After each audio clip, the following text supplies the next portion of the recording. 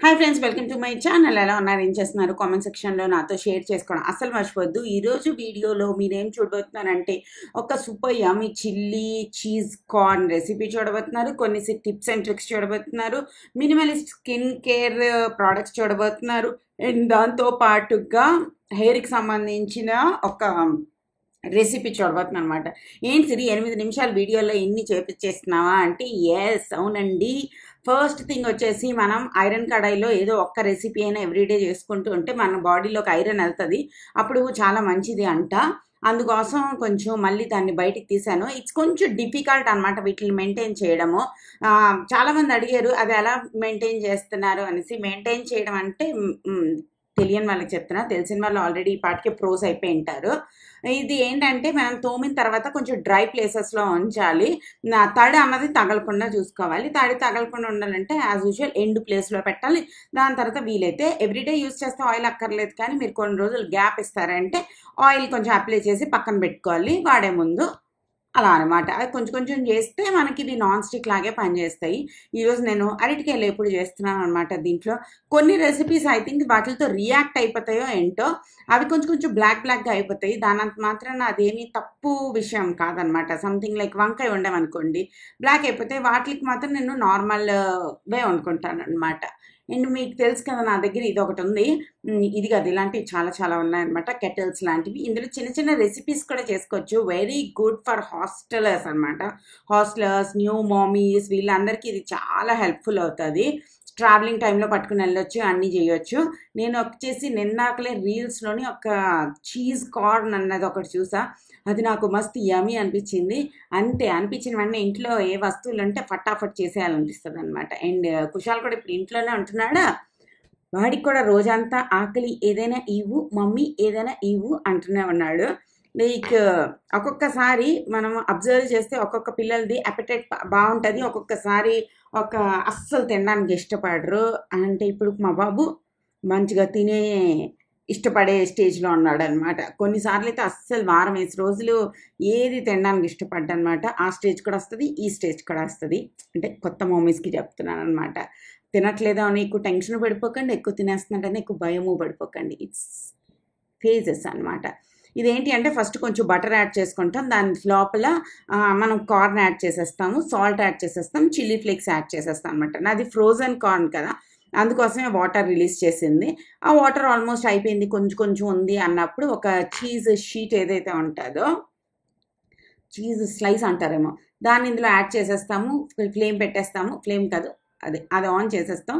Just keep on mixing అనమాట. అంతే. దీంట్లోనే వీలైతే క్రీమ్ కూడా వేసుకోవచ్చు. మస్తు యమ్ముందబ్బా, సూపర్ ఉంది తెలుసా. వెరీ క్రీమీ చీజీగా. నా దాంట్లో కొద్దిగా ఉప్పు ఎక్కువైపోయింది, కానీ ఎందుకంటే చీజ్లో కూడా ఉప్పు ఉంటుంది కదా, సో చీజ్ ఎందులో వేస్తామో అందులో మనం ఉప్పు తక్కువ వేసుకోవాలి. బట్ నేను ఏదో ఆలోచిస్తూ కొద్దిగా ఉప్పు నార్మల్గా స్వీట్ కార్న్ చేసినప్పుడు ఎలా వేస్తామో అలా వేస్తాను. సో మా సార్ గారు బిజీగా టీవీ చూస్తున్నారనమాట. ఆ సార్కి తీసుకెళ్ళి మనము డోర్ డెలివరీ లాగా మనం సోఫా డెలివరీ చేయాలి సార్కి. రోజంతా మమ్మీ మమ్మీ మమ్మీ అంటూ ఉంటాడు. ఆ పియానోలోని ఆడిదాడు పాటలే చేసేస్తున్నానని ఫీల్ అయిపోతున్నాడు అనమాట. రే నువ్వు చేస్తుంది టూయి టూయి టూయిరా అంటే, ఆహా నేను కుషాల్ చేశాను, మమ్మీ చేశాను అనుకుంటున్నాడు ఆడొకడు. అండ్ ఇవి వచ్చేసి రాత్రే నేను కుంకుడుకాయలు ఏవైతే ఉన్నాయో అవి కొట్టి వాటిల్లో కొద్దిగా మెంతులు, తర్వాత కొద్దిగా శీకాకాయ పౌడర్ మిక్స్ చేసి బాయిల్ చేసేసుకున్నాను. దాన్ని నేను గ్లాస్ కంటైనర్స్లో పెట్టేసి ఉంచేసుకుంటాను. సో నాకు నెక్స్ట్ 3 to 4 వాషెస్ వరకు ఇది వస్తుంది అనమాట. నార్మల్లీ నేను చిన్నప్పుడైతే మా మమ్మీ వాళ్ళ ఇంట్లో ఉన్న రోజులైతే ఎవ్రీ టైం స్నానం చేసినప్పుడల్లా మేము ఫ్రెష్గా కుంకుడుకాయలు కొట్టి బాయిల్ చేసుకుని ఆ పులుసు తీసుకుని వాటితో స్నానం చేసి వాటిని పడేసేవాళ్ళం అనమాట. అప్పుడు కుంకుడుకాయలు కాస్ట్ కూడా అంత ఎక్కువ ఉండేది కాదు. మాకు కూడా పెద్ద షాప్ ఉండేది, మాకు బస్తాలు కుంకుడుకాయలు ఉండేవి. టిక్కుమని షాప్ నుంచి తెచ్చుకునే వాళ్ళం, మేము చేసేవాళ్ళం. ఇప్పుడు ఈ కుంకుడుకాయలు ఏంటో 100 రూపాయలు అన్నాడు ఇంత చిన్న ప్యాకెట్.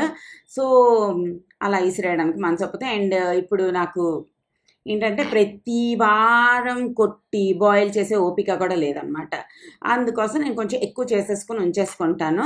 ఇలా 2 డబ్బాల్లో పడింది. ఎంత బాగా పనిచేస్తుంది తెలుసా. If you are facing heavy severe hair fall, కొన్ని రోజులు షాంపూలకి కొంచెం పక్కన పెట్టి కుంకుడుకాయలు యూస్ చేయడం స్టార్ట్ చేయండి. వర్క్స్ లైక్ మ్యాజిక్ అన్నమాట. అంటే కంప్లీట్లీ కుంకుడికాయలే మనం స్నానం కూడా చేయలేము. దానికి మెయిన్ రీజన్ ఏంటంటే ఆయిల్ అప్లై చేస్తాం కదా, ఆయిల్ మొత్తాన్ని కుంకుడికాయలతోనే వాష్ చేయాలి అంటే చాలా కుంకుడికాయలు యూజ్ చేయాల్సి వస్తుంది. అప్పుడు ఏంటవుతుందంటే మన హెయిర్ అనేది రఫ్గా అయిపోతుంది అనమాట.